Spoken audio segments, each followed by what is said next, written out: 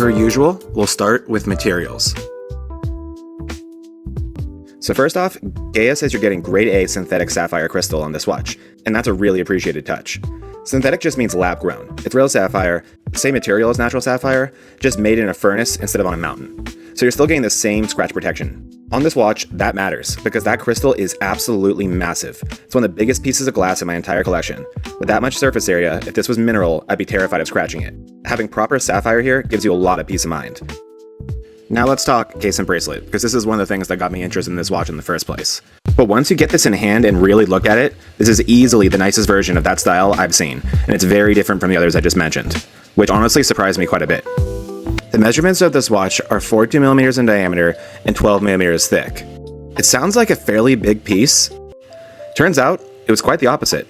In person, it's way more compact and comfortable than the picture suggests. It's not quiet, but it's certainly not loud either. It doesn't even feel like a particularly large watch once it's on your wrist. It also wears really light for what it is. It doesn't feel like a solid metal brick hanging off your arm, and it never really gets in the way. And especially the way that GEYA has decorated it, it is absolutely built to be admired.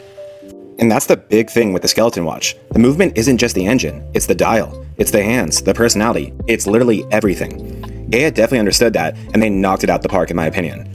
On the front, the gold-colored trim and bridges against the black case look incredible. It feels like it classes this watch up a bit and tones down the skeleton aggression. Towards the bottom of the movement, it looks like the 7500 is breathing. It truly looks alive, and I can never stop staring at it. It's one of the coolest movements I've ever gotten to watch do its thing. Flip the watch over, and it gets even better. This rotor is honestly my favorite of any I own right now. This is also subjective, but my goodness, that design is incredible. GEYA went all in on design. The shape fits the theme of the watch perfectly, the engraving is crisp, and the spacing and cutouts are done so well. It looks really expensive, far more expensive than the price of this watch.